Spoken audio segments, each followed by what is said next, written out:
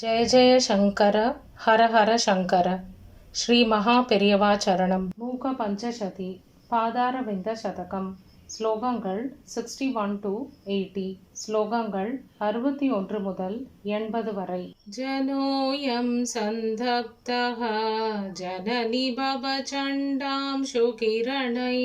அலப்த்வைகம் ஷீதம் கனமபி பரஜ்ஞான பயசஹ तमो मार्गे बान्धव तव झटिति कामाक्षि शिशिरां पदाम्बोजच्छायां परमशिवजाये मृगयते जयत्यम्ब श्रीमन्नगकिरणशीनां शुकमयं विधानं विप्राणे सुरमुकुटसङ्कट्टमसृणे निजारुण्यक्षौमास्तरणवति कामाक्षि सुलभा बुधै संविन्नारी धव चरणमाणिक्य भवने प्रधीमः कामाक्षि स्फुरिततरुणादित्य किरणश्रियो मूलद्रव्यम्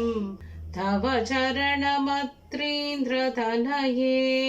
सुरेन्द्राशामा पूरयति यदसौ ध्वान्तमखिलम्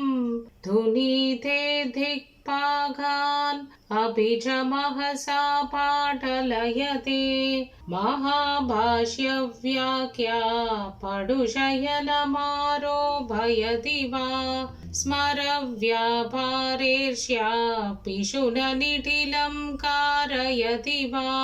द्विरेपाणामध्यासयति सततं वाधिवसतिं प्रणम्रान् कामाक्ष्याः पदनलिनमाहात्म्यगरिमा विवेकाम्पश्रोध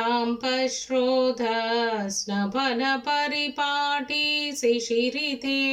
समीभूते शास्त्र स्मरणहल संघर्षनवशात्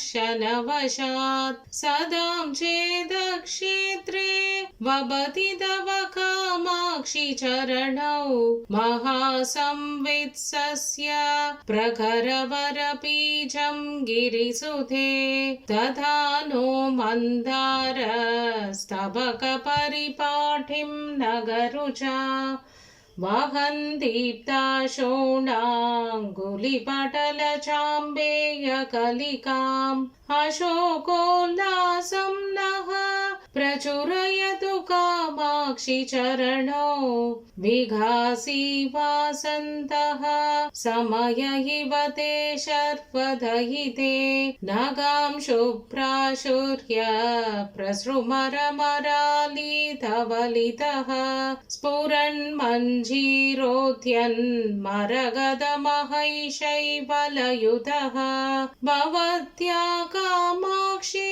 स्फुटचरणपाडल्यकपटः न दक्षोणोऽभिज्ञो न गपतितनूजे विजयते धुनानां पङ्कौकं परमसुलभं कण्डककुलै विगासव्यासङ्गं विदधदपराधीनमनिशं नगेन्दुज्योत्स्नाभिः विशतरुचिकामाक्षि नितराम् असामान्यं मन्ये सरसिजमिदं ते पदयुगम् गरीन्द्रायतृह्यत्यलसकथलीलासु विमलैः भयोजैमात्सर्यं प्रकटयति कामं कलयते पदाम्बोजद्वन्द्वं धव तदपि कामाक्षि हृदयं मुनीनां शान्तानां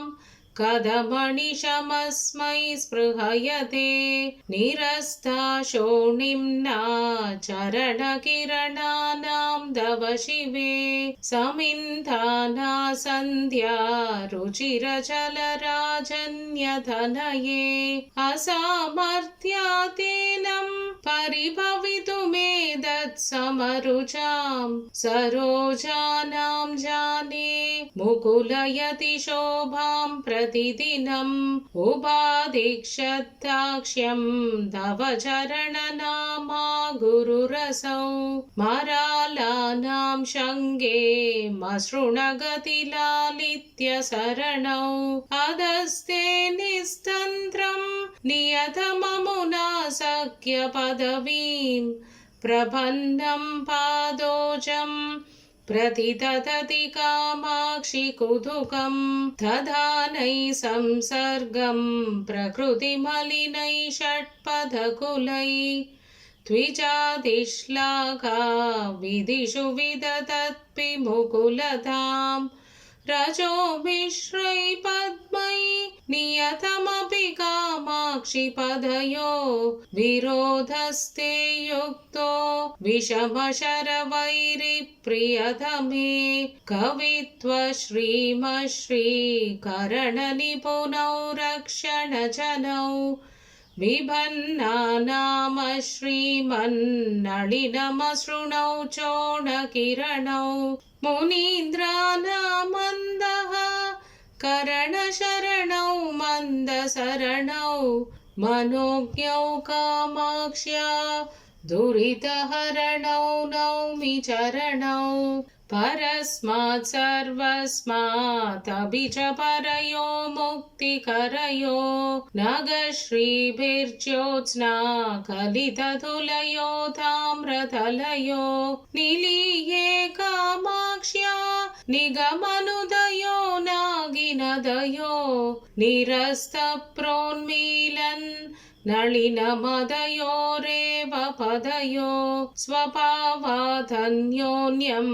किसलयमभीदं तव पदं मृधिम्ना शोणिम्ना भगवति ददाते सदृशतां वने पूर्वस्ये च सततमवने किं तु जगतां परस्येथं वेदः स्फुरति हृदि कामाक्षि सुधियां कथं वाचालोऽपि प्रकटमणिमञ्जीरनिनदै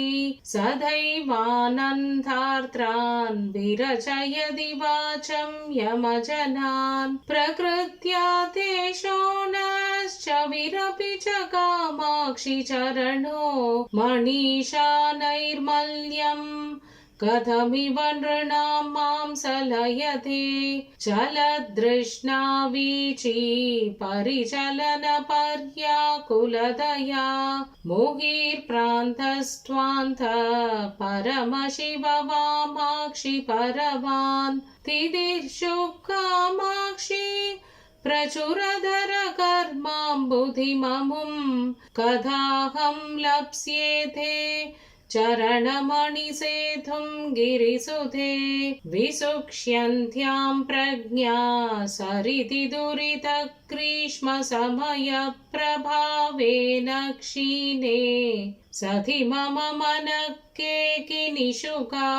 त्वदीयः कामाक्षि स्फुरितचरणाम्बोधमहिमा नभो मासाढोभम् नगपतिसुते किं न गुरुते विनम्राणां चेतो भवनवलपीसीम्नि चरण प्रतिभे प्राकाश्यं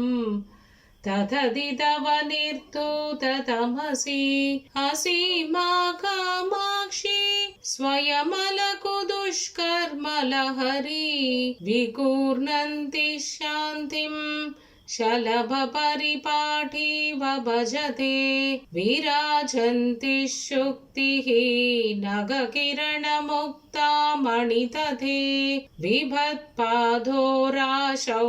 धरिरपि नराणां प्रणमतां त्विदीयः कामाक्षि ध्रुवमलकुवह्निभववने